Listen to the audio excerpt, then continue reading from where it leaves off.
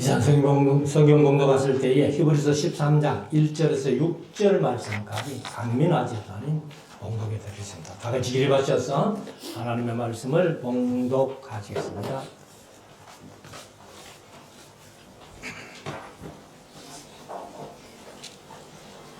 형제 사랑하기를 계속하고 손님 접대하기를 잊지 말라. 이로써 부지 중에 천사들을 대접한 이들이 있었느니라. 자기도 함께 갇힌 것 같이 갇힌 자를 생각하고 자기도 몸을 가졌은지 학대받은 자를 생각하라. 모든 사람은 혼인을 기이 여기고 친소를 더럽히지 않게 하라. 음행하는 자들과 간음하는 자들을 하나님이 심판하시리라. 돈을 사랑치 말고 있는 바를 족한 줄로 알라. 그가 친히 말씀하시기를 내가 과연 너희를 버리지 아니하고 과연 너희를 떠나지 아니하리라 하셨느니라. 그러므로 우리가 담대히 가로되 주는 나를 돕는 자시니 내가 무서워 아니하겠노라. 사람이 내게 어찌하리오 하노라. 아멘. 작성하시고 이제 우리 말씀을 묵상하는 시간인데요. 오늘은 히브리서 마지막 장 13장을 우리가 함께 묵상하기를 원합니다. 히브리서를 이제 말씀드렸습니다만은 저자는 바울 사도로 봅니다. 나중에 끝에 다시 한번 말씀을 드리겠습니다만 우리말 성경에는 없는데 끝에 스테판본에는 이탈리아에서 디모데로 말미암아 기록되었다 이렇게 기록이 되어 있어요. 이름은 이제 누가 썼다는 얘기는 없지만 그래서 제가 디모데라는 이름을 검색해 가지고 쭉 살펴보니까 디모데라는 이름이 사도행전 16장부터 나옵니다. 16장부터 나오는데 바울 서신에만 나와요. 다른 서신에는 디모데라는 이름이 없습니다. 그렇다면은 디모데와 더불어 기록했다면은 바울밖에 쓸 사람이 없다. 이렇게도 볼 수 있다는 거죠. 그러나 이제 우리가 작자 미상으로 모든 이제 신학자들도 얘기를 하고 있고 저도 뭐 개인적으로는 신학 다니면서도 작자 미상으로 배웠지만은 바울이 썼다고 이렇게 이제 말씀을 드리면서 강조하시고 이제 바울이 완성하지는 못하고 비완성된 원고를 숭배당하면서 아마 누가에게 전달했을 것이다 이렇게 성경에 없는 얘기입니다. 그래서 우리가 뭐 누가복음에 있는 말씀대로 미루어 짐작해 보면은 누가에게 그 미완성된 원고를 전달했을 것이다 이렇게 보는 겁니다. 그래서 나중에 이제 이 13장 뒤에 부분에 가면은 디모데가 노인 것을 너희가 알라는 말씀도 나와요. 그래서 이 히브리서를 이제 1장부터 쭉 보았습니다만은 히브리서는 최초의 비교 종교학이다. 그래서 유대교와 기독교, 유대교와 예수 그리스도를 잘 비교해 놓은 그런 말씀인데 특별히 이제 8장부터 10장까지가 구약과 신약의 차이를 성경 속에서는 제일 잘 설명해 놓은 부분이다. 이렇게 말씀을 드려왔습니다. 그래서 오늘 이제 13장 결론적으로 이렇게 말씀하는 내용을 우리가 한번 볼 수가 있는데 마지막으로 이제 권면하는 거죠. 유대인들에게 기독교로 왔던 유대인들이 다시 유대교로 돌아가는 그런 얘기를 듣고 바울이 이제 그 돌아가는 그들을 향해서 마지막으로 이제 권면을 하게 되는데 1절부터 한번 봅시다. 형제 사랑하기를 계속하고. 사랑은 조금 하다가 마는 것은 사랑이 아닙니다. 끝까지 계속해야 되는 것이 사랑이에요. 아무리 배은망덕한 그러한 사람이라 할지라도 우리가 나중 죽어서 관뚜껑을 덮을 때까지는 선을 행하다가 낙심치 말고 계속 해야 되는데 그 중에 계속 해야 될 것 하나가 사랑이라는 거예요.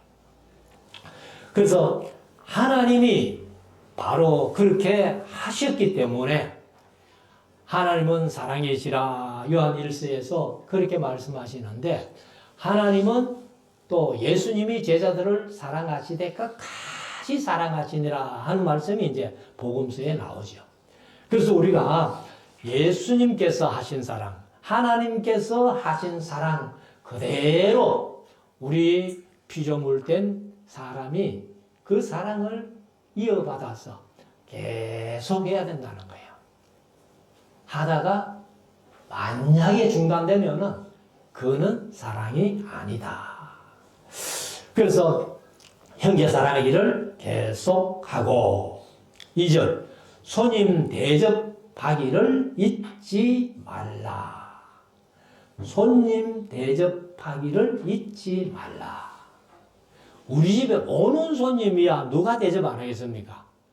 다 대접할 것입니다만은 우리 집에 오는 손님뿐만 아니라 특별히 우리가 신앙생활하면서 교회에 오는 손님이나 혹은 우리 주위에 어려움을 당하는 사람들, 가난한 사람들, 힘든 사람들, 우리의 도움이 필요한 사람들에게 대접을 소홀히 하지 말아야 된다 하는 것을 말씀을 하고 있습니다. 그래서 손님 대접하기를 잊지 말라. 우리 한평생 살아가면서 많은 사람을 만날 텐데 그 사람들이 우리에게 손님으로 온다면은 대접할 수 있는 그런 손길이 필요하다는 겁니다. 그래서 손님 대접하기를 잊지 말라. 이로써 부지중에 이것은 알고 하는 게 아니고 모르고 한 거예요. 사실은. 그래서 모르는 사이 아는 것 없이 이런 뜻을 가지고 있는데 그 부지중에 천사를 대접한 이들이 있었느니라. 사실 성경에서 이제 대표적으로 부지중에 천사를 대접한 사람이 창세기 18장의 아브라함이에요. 세 사람이 그것도 낮 12시경에 그때는 중동 지방이 아주 더운 지방이기 때문에 낮 12시면은 거의 다니는 사람이 없어요. 그런데 아브라함이 장막에 이렇게 앉아 있으면서 이 사람들이 잘 안 지나가는데 그래도 지나가는 나그네가 있을까봐. 그래서 장막 문에 앉았다가 세 사람 오는 것을 보고 정성껏 대접한 거죠. 아브라함이 대접한 걸 보면은 아브라함 혼자서 대접한 게 아니에요. 그래서 자기 아내 사라에게 송아리를 잡아가지고 와라 했을 때 그대로 사라도 함께 이렇게 대접한 모습을 봅니다. 그런데 세 사람이 왔는데 그 중에 한 분은 누구예요? 하나님이세요. 두 사람은 천사고 한 분은 하나님을 대접했다는 거예요. 그러면 우리가 어느 모습으로 예수님이 우리에게 다가올지 몰라요. 그래서 손님 대접하기를 잊지 말고 부지중에 천사를 대접했듯이 아브라함은 하나님을 대접했듯이 우리들도 대접하는 일들을 통해 가지고 예수님을 대접할 수 있고 하나님을 대접할 수 있는 그런 사실을 잊지 말아야 되겠다.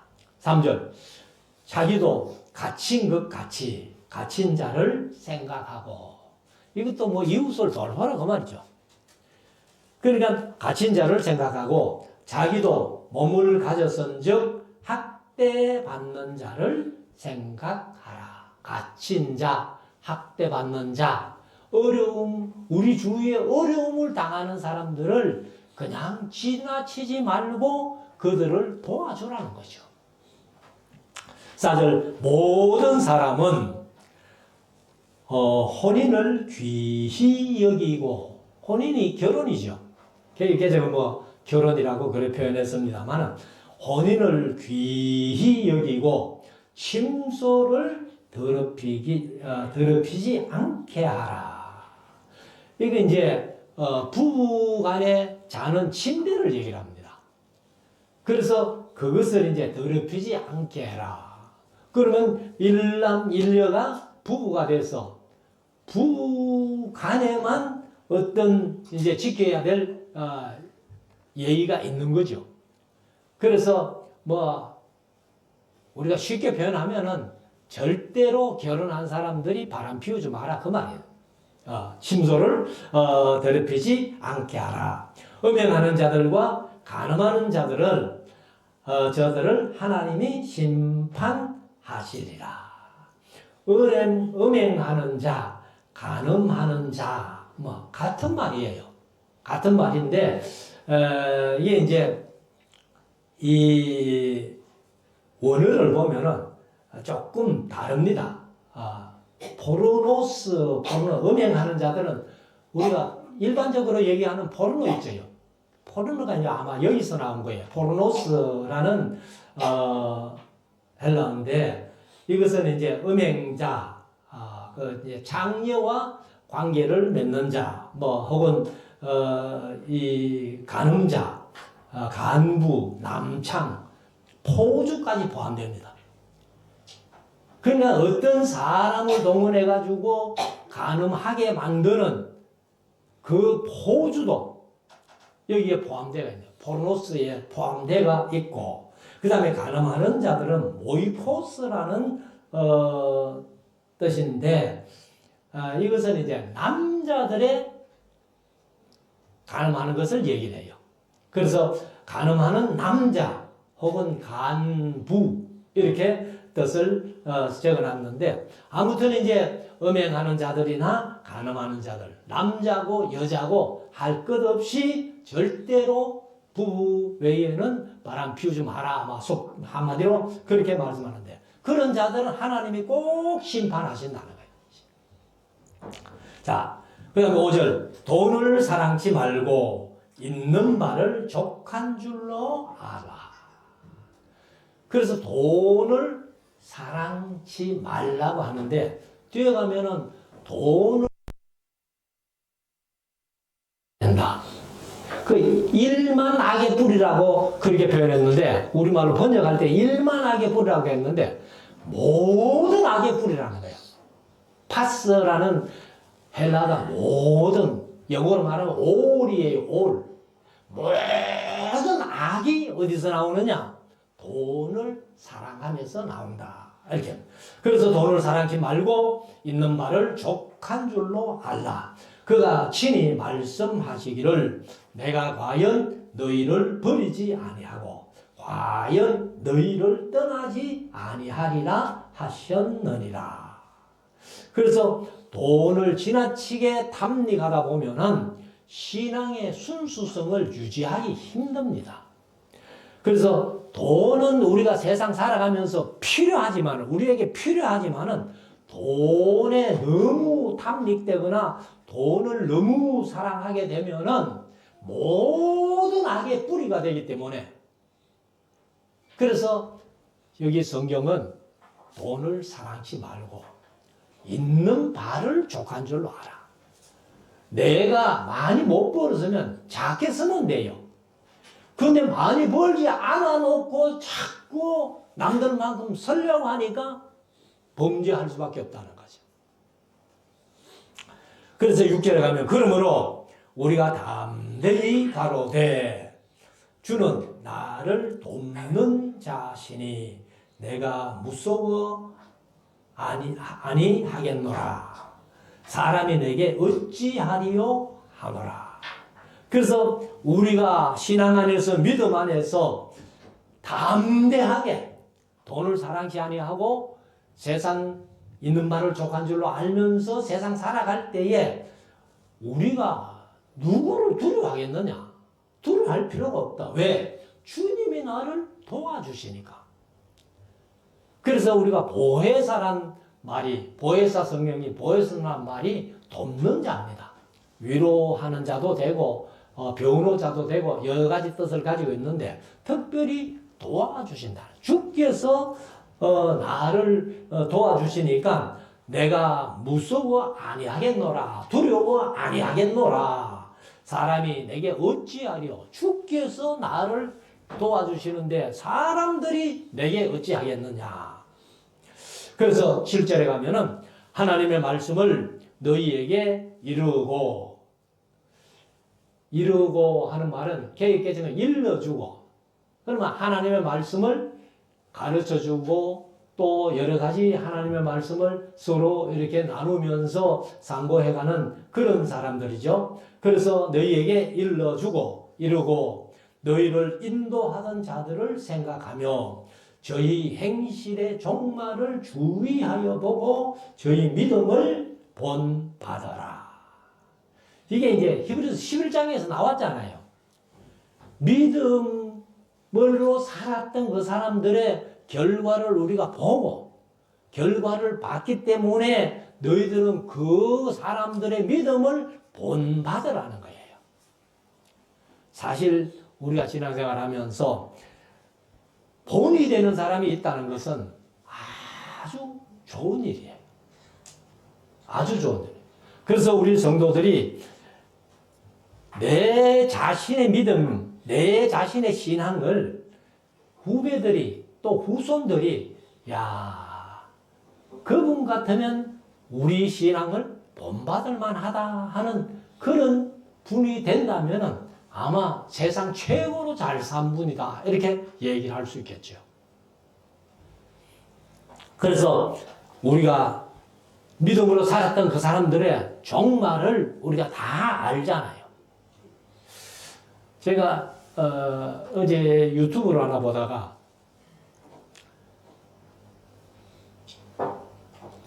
가나인가? 아프리카인데 하여튼 지금도 이슬람 사람들이 그 예수 믿는 사람들을 막 죽이고 하는 그러는데 어제 제가 그걸 보고 우리 교회 홈페이지에 카톡에 올려놓을까 하다가 아직 못 올렸습니다. 35명이 이렇게 숨 죽이면서 예배를 하는 거예요. 모여가지고. 그래서 일부러 사람들이 와가지고 혹시 이제 사람을 막 불질러 태워 죽이는 거예요. 그런데 35명이 이제 아이들도 있고 여자도 있고 그 다음에 연세 많은 분들 있고 이런데 35명이 밤에 모여가지고 조용하게 찬송도 크게 못하고 조용하게 예배를 이제 하고 있는데 한 사람이 이제 나이 많은 분이 요셉이란 분이 이렇게 성경을 읽고 얘기해주고 이렇게 했는가 본데 그래서 있으니까 발자국 소리가 자꾸 들리더라는 거예요. 우리 발자국 소리가 들리는데 점점 가까이 와더라고요. 그 가까이 와가지고는 문을 밖에서 잠궈버린 거예요. 문을 잠궈버리고는 그리고는 거기에서 불을 질러버린 겁니다. 그러니까 이제 35명이 그대로 다 죽을 수밖에 없죠. 그런데 이 요셉이라는 사람이 전부 이제 막 울면서 이렇게 하니까 우리가 어차피 죽을 텐데 그냥 울다가 죽을래? 하나님 원망하고 그렇게 하다가 죽을래? 아니면 우리가 찬송하다가 죽을래? 이래 된 거예요. 그러니까 이제 그분이 찬송가를 이제 하는 거예요. 예수 사랑하시면 부터 시작해가지고 주 하나님 지으신 모든 세계 이렇게 찬양을 했다는 겁니다. 근데 처음에 이 연기가 막 하고 해가지고 이제 찬송도 크게 할 수도 없는 그런 상태인데 찬송을 그렇게 하면서 이제 기도를 하는 거예요. 우리의 찬양을 받아달라고. 그런데 그 아프리카 땅에 비가 거의 없는 땅인데 그때 비가 쏟아지기 시작합니다. 그래서 비가 엄청나게 쏟아져가지고 근데 다른 데는 또 비가 안 와. 그 지역만 비가 와가지고 불이 꺼진 거예요. 35명이 목숨을 그대로 다 살렸다.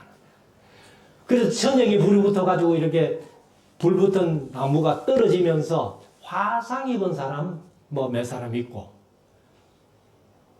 근데 이 근본주의 이슬람주의자들이 그 모습을 보고는 다 도망가 버리고 나중에 그 사람들 중에서 한 사람은 와서 예수를 믿게 된 그런 이제 동영상을 이렇게 뭐 동영상은 물론 전부 이제 그림으로 이렇게 그려놓은 동영상입니다만은 아주 제가 충격을 받았습니다. 그래서 오늘날도 많은 사람들이 예수 이름 때문에 순교를 지금도 당하고 있다 하는 것을 우리가 한번 생각해 보면서 여기 이제 그 어떤 믿음의 선진들의 종말을 주의하여 보고 저희 믿음을 본받아라.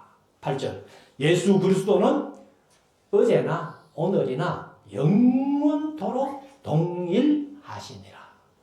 예수님이 뭐 이렇게 좀 변질된다면 우리가 믿을 수 없잖아요.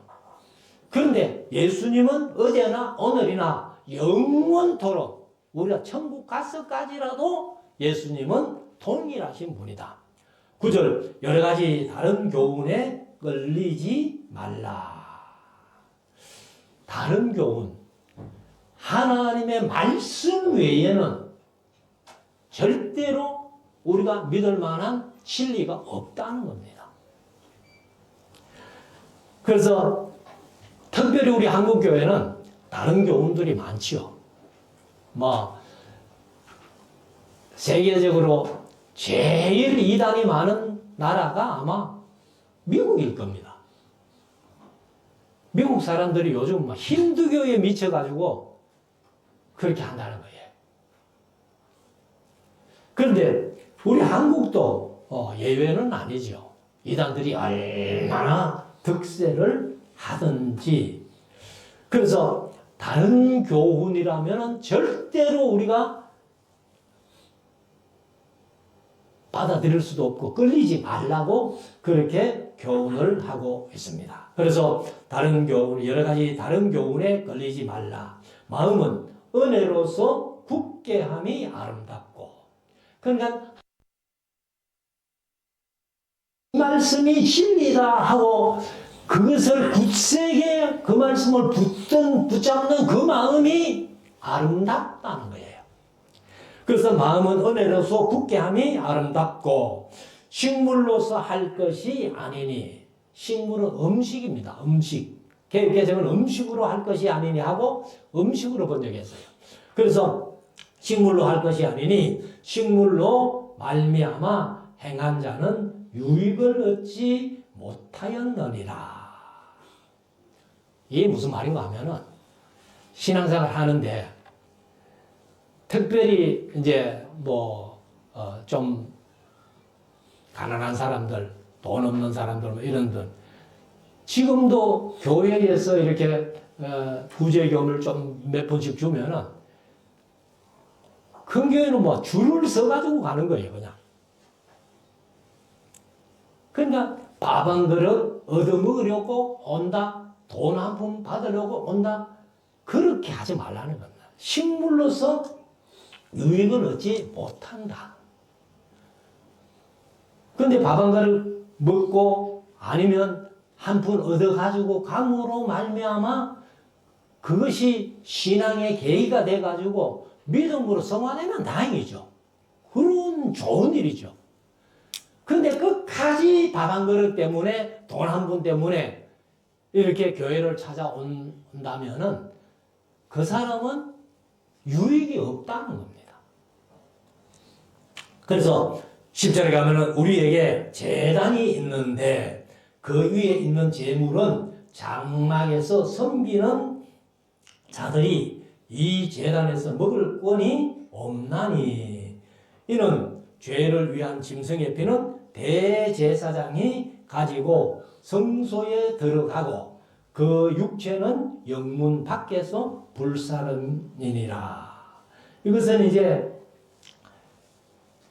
제사, 구약의 제사 제도를 보면은 이 제물을 바쳐서 태워드리는 것이 일반 제사고, 그 다음에 그 제물을 바친 것을 제사장이 먹는 음식이 있잖아요. 그 화목제물이거든요. 화목제물은 나누어 먹어요. 나누어 먹는데. 그래서, 이 대제사장이 들어가가지고 하고, 일부는 이제 제사장이 먹고, 그 다음에 피는 이렇게, 가지고 성소에 들어가가지고, 그것을 이제 정결케 하고, 태워드리고, 이렇게 하고, 제사하고, 육체는, 영문 밖에서 불살라버린다는 거예요.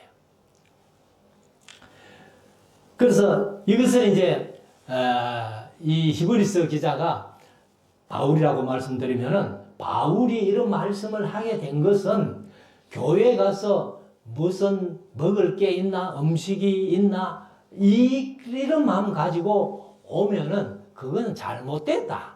그것을 이제 설명을 한 겁니다.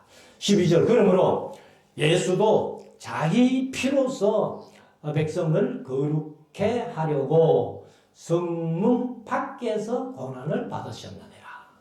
사실 예수님이 골고다 언덕에서 십자가를 지셨잖아요. 골고다는 예루살렘 성 본래는 밖이었어요. 밖에서 그렇게 하는데 지금은 성지순례 가보면은 그 예루살렘 안에 그 교회가 세워져 가지고 예수님이 십자가 못 박혔던 그 장소를 교회를 지어 가지고 그렇게 이제 성지순례를 하고 있습니다만, 아무튼 예수님은 자기를 십자가에 못 박을 때에 영문 밖에서, 성 밖에서 그렇게 고난을 받으셨다. 13절. 그런즉 우리는 그 능력을 지고, 이제 십자가를 지고부터 시작해가지고 예수님이 얼마나 많은 조롱과 능력을 받으셨습니까? 그래서 그런즉 우리는 그 능력을 지고 영문 밖으로 그에게 나아가자. 그래서 우리가 신앙생활을 한다면은 예수 그리스도처럼 능력을 짊어지고 영문 밖으로 나갈 각오를 해야 된다는 겁니다. 그래서 교회 안에서 뭘 하겠다 하는 것보다도 우리가 교회 바깥에 가서 많은 사람들을 이제 복음을 전해서 구원 얻게 하는 그것이 아주 중요한 일이다. 그래서 그런데 우리도 교회 안에서 뭘 먹겠다 하는 생각 좀 배제하고 우리가 교회 밖으로 나가는 그런 교회가 되어야 되겠다 하는 것입니다.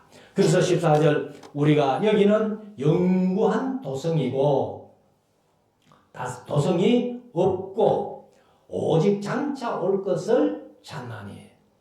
그러니까 세상에는 영원한 게 없잖아요. 그러면 우리가 갈 곳이 어디예요? 영원한 천국 아니에요.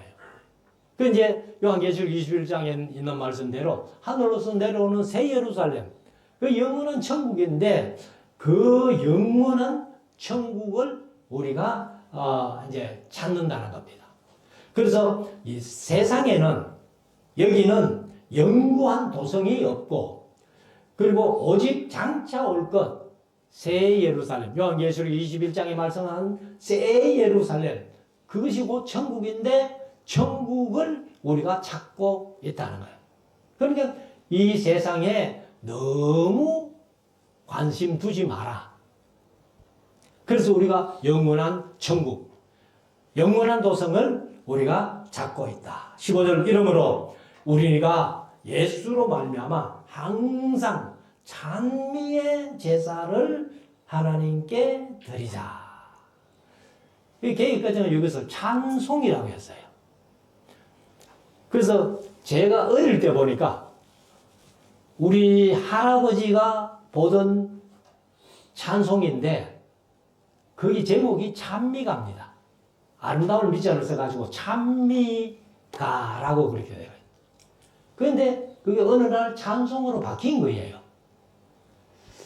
그래서 제가 그 부산에 있는 나호연 장로님이라고 그분이 카톡으로 목사님 찬양과 찬송이 무슨 차이가 납니까? 하고 이렇게 질문을 했어요. 그래가지고 제가 이제 찬송, 찬양 이걸 다 검색해가지고 원어를 다 찾아봤는데 히브리어나 헬라어나 별 차이가 없습니다. 그래서 사실 저희들이 이제 신학 다닐 때, 총신 다닐 때 김의작 교수라는 분이 찬송가가 우리가 있잖아요. 그런데 100장 이하만 찬송이고 100장 이상은 사실 하나님께 드리는 찬송은 아니라는 거예요. 그래서 지금은 세상 떠났습니다만 우리 동기 중에 한 분이 그분은 평생 목회하면서 막 젊어서 죽었기 때문에 목회를 오래 못했어요. 그분은 100장 이상은 찬송을 안 불렀다는 거예요. 100장 이하만.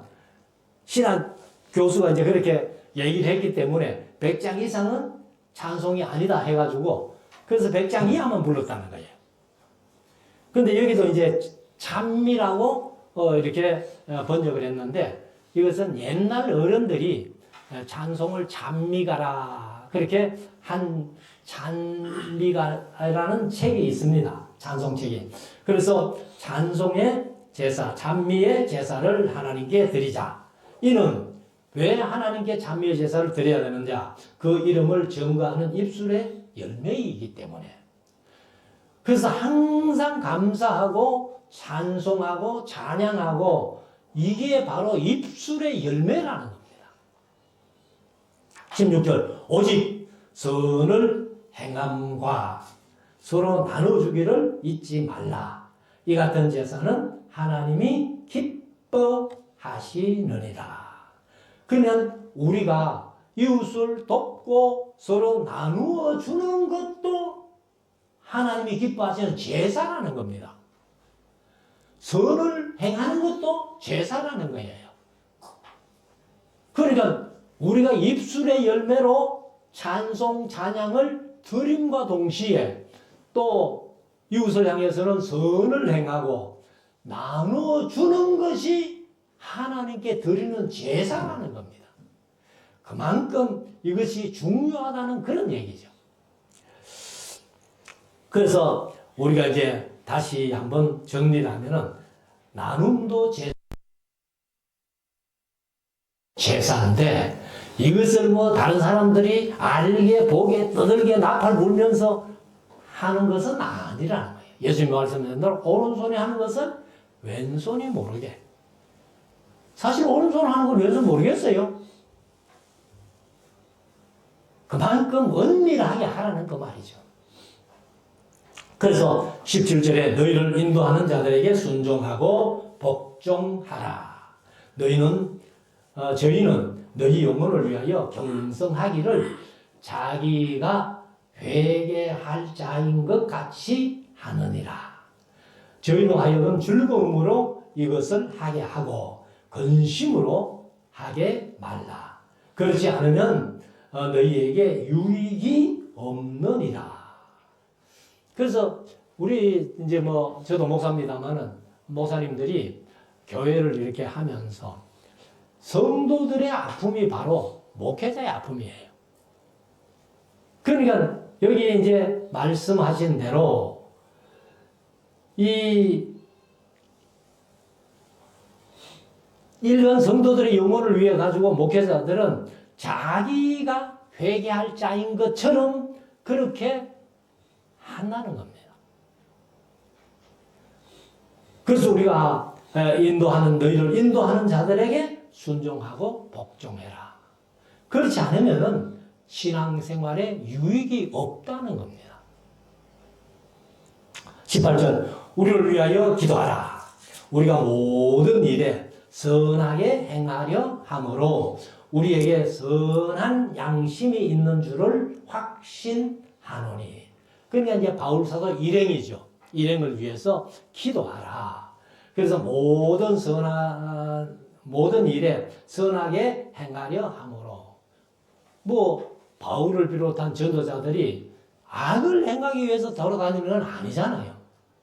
그러니까 모든 일에 선하게 행하려 함으로 우리에게 선한 양심이 있는 줄을 확신하노니 내가 더 속히 너희에게 돌아가기를 위하여 너희 기도함을 더욱 원하노라. 그래서 아마 이 부분은 바울이 기록한 건 아니라고 봅니다. 만약에 히브리서 원고를 쓰다가 미완성된 것을 누구에게 넘겨줬다면 아마 13장 이쯤은 바울의 얘기가 아니고 바울이 어떤 심정으로 누가가 썼다고 본다면은 누가가 이제 이렇게 얘기를 한 거죠. 그래서 20절에 가면은 양의 큰 목자이신 우리 주 예수를 영원한 언약의 피로, 영원한 언약이 새 언약이에요. 신약이에요.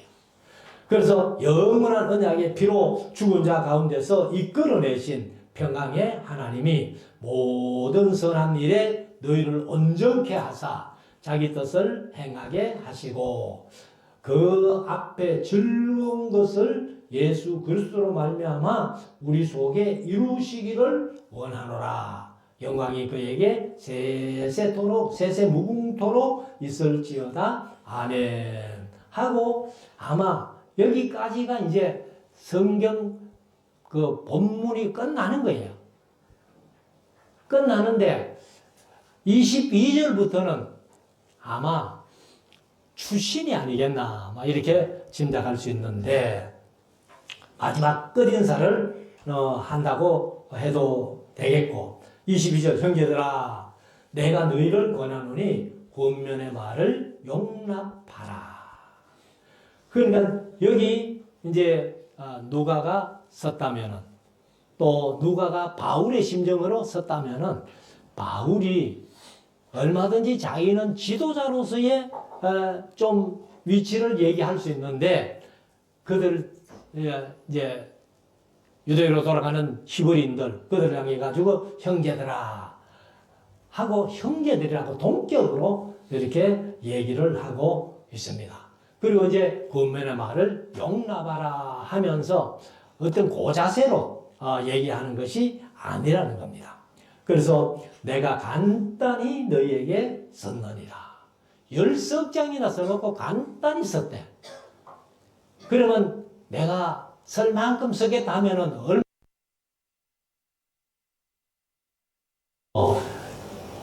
성경 한 권을 다 썼겠지.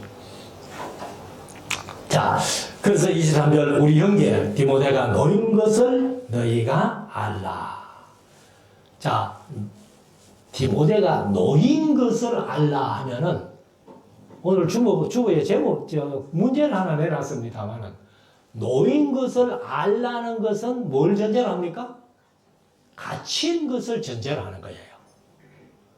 근데 디모데가 갇혔다는 얘기는 성경에 없거든요. 어디를 찾아봐도. 그러나 이 한 말씀이 디모데가 놓인 것을 너희가 알라 하면은 앞에 전제되는 것이 갇혔다는 거예요. 그래서 아마 바울이 순교 당할 때에 마지막 변론을 디모데가 함으로 말미암아 바울은 순교당하고 바울 대신 디모데를 네로 황제가 가둬버린 겁니다. 그런데 네로 황제가 죽고 나니까 아마 디모데를 풀어준 것 같거든요. 그래서 디모데가 놓인 것을 너희가 알라.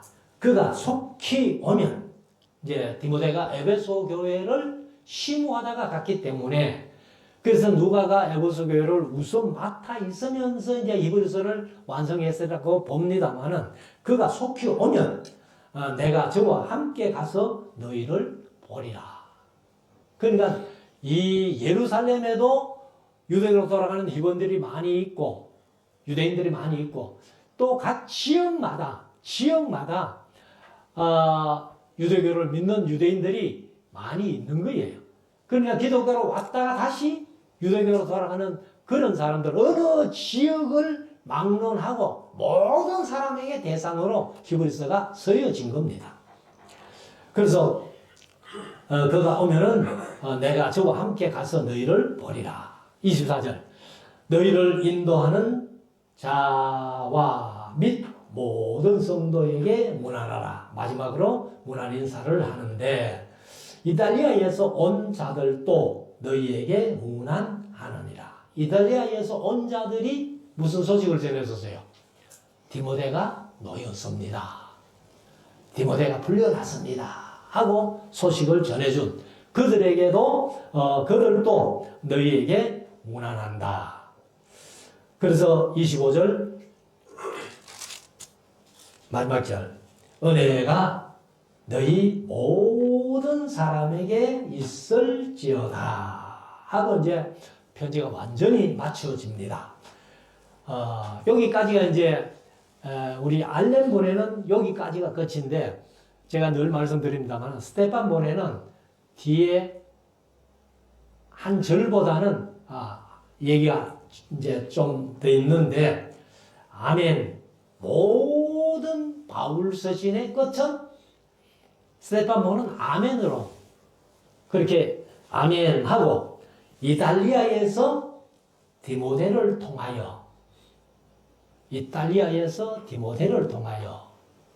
그러면 이탈리아에서 아마 바울이 두 번째 붙잡혀가지고 옥중 생활하면서 그렇게 이제 이 히브리서를 썼는데 완성 못하고 사실은 쓰게 된 거죠. 그래서 이 디모데를 통하여 히브리 사람들에게 쓰여졌다 이렇게 스테판보는 추가로 좀 설명을 해놨습니다. 그래서 스테판본이 이제 알렘본보다는 좀 늦게 사본이 됐다 할지라도 이게 전혀 근거 없이 이렇게 쓰지는 않았을 것이다. 그래서 제가 이제 노목사님이 이 바울 서신이 어디서 썼다 하는 극하고 그 스테판본에서 얘기하는 것이 조금 차이가 있는 것이 있다고 제가 계속해서 말씀드려 왔는데 우리가 스테판본도 무시할 수 없잖아요. 사실 미국 남침례교 같은 경우는 스테판본을 성경으로 씁니다. 우리는 알렘본을 우리나라 알렘본을 쓰지만은 그래서 스테판본을 성경으로 쓴다면은 이런 얘기를 우리가 아이고 이거 순 엉터리로 이렇게 썼다 이렇게 해서는 뭐 하지 못할 거예요. 그래서 우리가 이제 성경을 바로 이해하는데 좀 했으면 좋겠다 하는 말씀을 드리면서 제가 이제 스테판본 얘기를 자꾸 해서 여러분들이 듣기 어떨는지 모르겠습니다만 그래도 우리가 스테판도 성경이기 때문에 이 알렘본하고 조금 이제 기록되지 못한 것들, 기록된 것들 이런 걸 같이 비교해보면서 알렘본에 없는 것을 스테판본이 기록했다면은 이것도 무시할 수는 없다고 제가 그렇게 생각을 합니다. 그래서 이 이제 히브리서를 마치고 오후에는 이제 야고보서 1장으로 들어갑니다. 일반 서신을 마치면은 이제 요한계시록까지 이렇게 할 텐데 아무튼 이 히브리서는 한마디로 최초의 비교 종교학이다라고만 인식해도 히브리서를 이해하는데 큰 도움이 된다 이렇게 말씀을 드립니다. 기도하겠습니다.